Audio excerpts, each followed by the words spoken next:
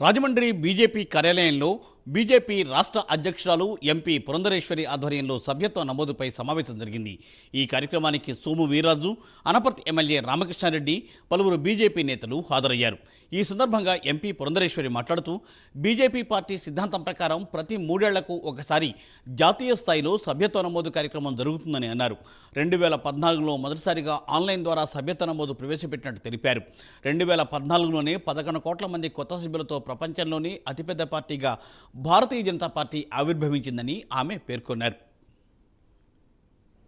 సంబంధించినటువంటి communist party ప్రపంచంలోనే 9 కోట్ల మంది సభ్యులతోటి అతిపెద్ద పార్టీగా ఉంటే 2014లో భారతీయ జనతా పార్టీ 11 కోట్ల మందిని అంటే కొత్త సభ్యుల్ని నమోదు చేసి ప్రపంచంలోనే అతిపెద్ద పార్టీగా భారతీయ జనతా పార్టీ ఆవిర్భవించడం జరిగింది. ఆ తర్వాత 2019లో మళ్ళీ సభ్యత్వ నమోదు కార్యక్రమం చేపట్టాం. ఇందాక చెప్పినట్లుగా 6 సంవత్సరాలకు ఒకసారి సంపూర్ణమైనటువంటి రీషఫుల్ జరుగుతుంది. అయితే మధ్యలో 3 సంవత్సరాలకు ఒకసారి టాప్ అప్ సభ్యత్వం ఏదైతే చేస్తామో దానికి సంబంధించి కూడా కార్యకర్తలు బాగా చురుగ్గా పాల్గొని మన ఆంధ్ర రాష్ట్రానికి వచ్చేటప్పటికి 2014వ సంవత్సరంలో 28 లక్షల పైచిలుకు సభ్యుల్ని నమోదు చేయడం జరిగింది. ఆంధ్ర రాష్ట్రానికి సంబంధించి యావత్ భారతదేశంలో 11 కోట్లు. అయితే 2014వ సంవత్సరంలో మళ్ళీ ఈ సభ్యత్వాన్ని చేపట్టినటువంటి నేపథ్యంలో కార్యకర్తల యొక్క కృషి ఫలితం వలన అదనంగా 2.5 కోట్ల మంది అదనంగా చేర్చాలి అనేటువంటి లక్ష్యాన్ని నిర్దేశించుకుంటే